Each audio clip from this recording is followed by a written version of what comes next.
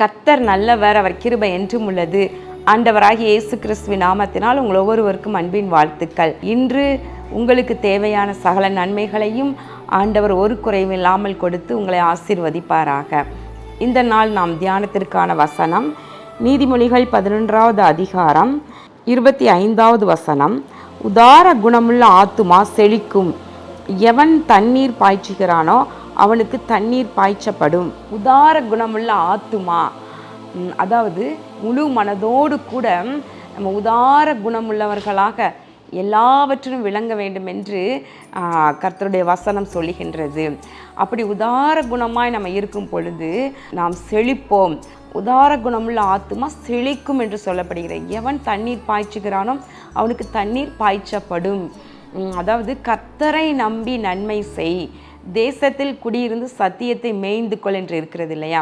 இப்போ நம்ம உதார குணமாக நம்ம மற்றவர்களுக்கு வாரி இறைத்து நம்ம உதாரத்துவமாய் விளங்கும் பொழுது நம்ம அவர்களிடம் நன்மையை எதிர்பார்க்கக்கூடாது. அதான் சங்கீதத்தில் சொல்லப்படுகிறது, கர்த்தரை நம்பி நன்மை செய்.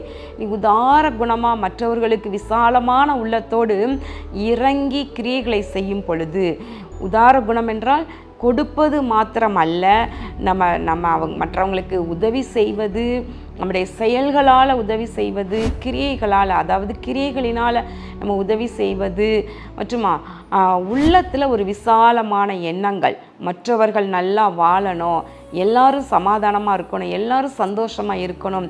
ஆபிரகாம் ஆண்டவர்கிட்ட போய் கேட்குறார் இல்லையா, ஒரு பட்டணத்தை அழிப்பீரானால் அதில் 50 நீதிமான்கள் இருந்தால் அழிக்க மாட்டேன்னு ஆண்டவர் சொல்கிறாரு. அப்போது ஆபிரகாம் விடாமல் ஆண்டவர்கிட்ட கேட்டுக்கிட்டே இருக்கிறாரு. கடைசியில் ஆண்டவர் சொல்கிறாரு, 10 நீதிமான்கள் இருந்தால் கூட நான் அந்த பட்டணத்தை அழிக்க மாட்டேன் என்று சொல்லுகின்றார். பார்த்திங்களா, திறப்பில் நின்று இப்படி தேவ சமூகத்தில் நம்ம உதார குணத்தோடு எல்லாரும் ரட்சிக்கப்படணும், எல்லாரும் ஆசீர்வதிக்கப்படணும், எல்லாரும் பரலோகம் வரணும் என்ற எண்ணத்தோடு தேவ சமூகத்தில் நிற்கிறோம் இல்லையா? இது உதார குணமுள்ள ஆத்துமா, நம்முடைய ஆத்துமா.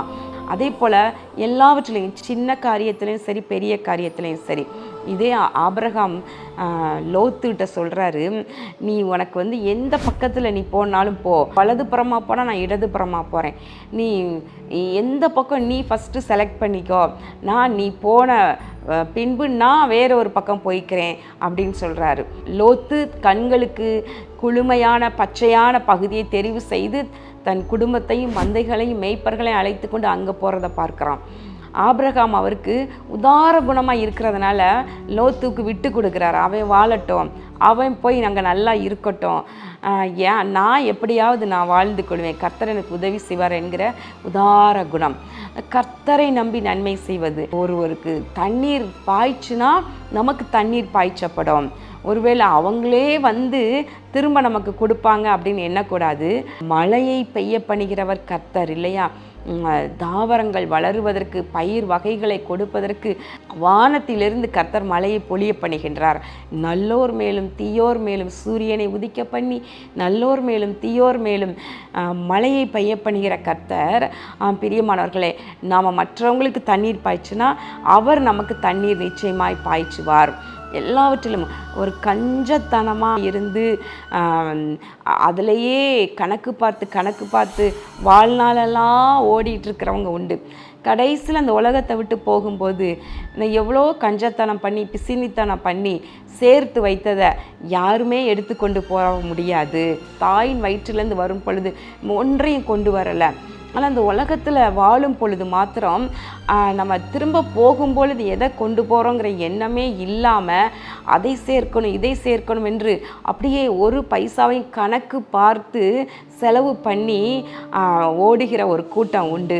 நீங்கள் அந்த கூட்டத்தில் சேராதீங்க. உதார குணமுள்ள ஆத்துமாவாக இருங்க.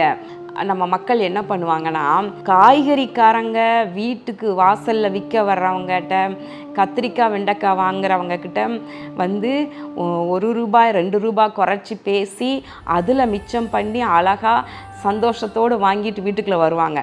அதே நேரத்தில் மற்ற கடையில் போய் துணி மணிகள் எடுக்க போகும் பொழுது இதான் லேட்டஸ்ட்டாக வந்திருக்கிற டிசைன் அப்படின்னு சொன்ன உடனே அது எவ்வளோ ரூபா கூட ஆனாலும் அதில் வந்து காசு கணக்கே பார்க்காம கொடுத்து வாங்குற அவங்க இருப்பாங்க. இப்போ பாருங்களேன், அப்போ அந்த கத்திரிக்காய் வெண்டைக்காய் விற்கிறவங்க ₹1 கூட வாங்கிட்டு போனால் என்ன, அவங்க பாவம் சுமந்து அலைஞ்சி திரிஞ்சு தோட்டத்தில் பறித்து வெயிலில் நின்று காய்களை பறித்து கொண்டு வந்து நம்ம வீடு தேடி வந்து கொடுக்குறாங்களே, அவங்க கேட்ட விலையை விட ஏன் குறைச்சி கொடுக்கணும்னு என்னன்னோ, அவங்க ₹10 சொன்னால் நீங்கள் ₹11 நீங்கள் சேர்த்து கொடுங்க. அவங்க உள்ள மனதார அவங்கள வாழ்த்தோம். அப்போது அவங்க ஆத்துமா செழிக்கும். பிரியமானவர்களே, கர்த்தருக்கு கொடுப்பதாக இருந்தாலும் சரி, மற்றவர்களுக்கு செய்வதாக இருந்தாலும் சரி, கணக்கு பார்க்காதீங்க. ஒரு நற்காரியம் உங்களுடைய உறவினர்கள் சொந்தக்காரங்களுக்கு நீங்கள் வந்து கிஃப்ட் பண்ணணுன்னா அவங்க என்ன பண்ணியிருக்காங்க அதை எடுத்து பார்த்து, உங்கள் ஃபங்க்ஷனுக்கு வந்தவங்க அவங்க எவ்வளோ பணம் உங்களுக்கு செய்திருக்கிறாங்க, என்ன கிஃப்ட் கொடுத்துருக்காங்க, அதே அளவு நம்ம செய்தால் போதும் என்று சொல்லி அப்படியே நீங்கள் வந்து செய்யாதீங்க. உங்கள் திராணிக்கு என்ன முடியும், உங்களை கர்த்தர் நல்லா ஆசீர்வதித்திருக்கலாம், அதைத்தான் செய்யணும்னு இல்லை, உதாரத்துவமாக இன்னும் கொஞ்சம் சேர்த்து அவங்களுக்கு நல்லதாக பண்ணுவோம். இப்படி ஒவ்வொரு காரியத்திலையும் ஒவ்வொன்றிலும் உதார குணமுடையவர்களாக இருங்க. உங்கள் ஆத்துமா செழிக்கும். எங்களுக்கு திருமணமான உடனே என்னுடைய அத்தை, அதாவது சகோதரன் அவர்களுடைய தாயார் என்னை பார்த்து சொன்ன ஒரு காரியம், என் மகன் ஆலனிடம் இன்றைக்கு இவ்வளவு ஒரு பெரிய தொகை சொல்லி அவ்வளோ பணம் கையில் கொண்டு வந்து கொடுத்தாலும் கூட மறுநாள் அவனிடம் கேட்கும் பொழுது எல்லாம் செலவாயிருக்கும். என்ன அப்படின்னா, இது அந்த அங்கிள் பாவம், அந்த ஆண்டி பாவம், அந்த ஊழியக்காரர் பாவம் என்று சொல்லி யாரெல்லாம் கஷ்டப்படுறாங்களோ எல்லாருக்கும் கொண்டு போய் கொடுத்து காலி பண்ணிடுவான். கன்வென்ஷன் கூட்டங்கள் ஊழியங்களுக்கு போயிட்டு திரும்பி வரும் பொழுது பார்த்தா கையில் உள்ள வாட்ச் காணா போயிருக்கோம். உன் வாட்சை காணுமே அப்படின்னு கேட்டால், அங்கே ஒரு பாஸ்டர் வாட்ச் இல்லாமல் இருந்தாங்க மம்மி, நான் அதனால் கொடுத்துட்டு வந்துட்டேன் அப்படின்னு சொல்லுவான். நீ தான் அவனை வந்து கொஞ்சம் நீ பார்த்து நடத்தணும் அப்படின்னு சொல்லி என்கிட்ட சொல்லுவாங்க. ஆமாம், உதாரத்துவமாக என் கணவர் அன்றும் இன்றும் சரி அதே குணத்தோடு தான் இருக்கிறாங்க. மக்களுக்கு என்ன செய்யணும், வசனத்தை எப்படிலாம் கொடுக்கணும், வசனத்தை கொடுப்பதில் உதார குணம், இரவும் பகலும் தேவ சமூகத்தில் நின்று போராடி கதறி அதில் கணக்கு பார்க்காம நேரத்தை செலவு பண்ணி வசனத்தை கொண்டு வருவது, இன்னும் ஜனங்களுக்கு பிரயோஜனமாக தேவ ராஜ்யத்திற்கு அடுத்த காரியங்களில் நடத்துவதற்கு என்னெல்லாம் செய்யணும். சென்னை ஆசீர்வாத திருச்சபையில் 3 மணி நேரம் உட்கார்ந்து ஆராதனை செய்து ஆலய ஆராதனையில் அட்டன் பண்ணிட்டு போகிறவங்க போகும் பொழுது பசியோடு போகக்கூடாது என்று சொல்லி அவர்களுக்கு இன்றும் உணவு கொடுத்து அனுப்புவது, இப்படி எல்லா வகையிலும் உதார குணத்தோடு என் கணவர் இருப்பதை பார்த்து நான் சந்தோஷப்படுகின்றேன். பிரியமானவர்களை, நாமும் கூட நம்முடைய சின்ன சின்ன காரியங்களிலும் நம்ம கணக்கு பார்த்து கஞ்சத்தனம் பண்ணி பிசினித்தனம் பண்ணி வாழ்க்கையை நடத்தாமல் நம்ம பரலோக ராஜ்யத்தில் சேர்த்து வைப்பவர்களாக உதார குணமுடையவர்களாக இருப்போம். கர்த்தர் நம்மை அப்பொழுது ஆசீர்வதிப்பார். நமக்கு தண்ணீர் பாய்ச்சப்படும். இயேசு மகாராஜா சொல்றார், கொடுங்கள் அப்பொழுது உங்களுக்கு கொடுக்கப்படும் என்று சொல்லுகின்றார். அப்போ எவன் தண்ணீர் பாய்ச்சுகிறானோ அவனுக்கு தண்ணீர் பாய்ச்சப்படும்.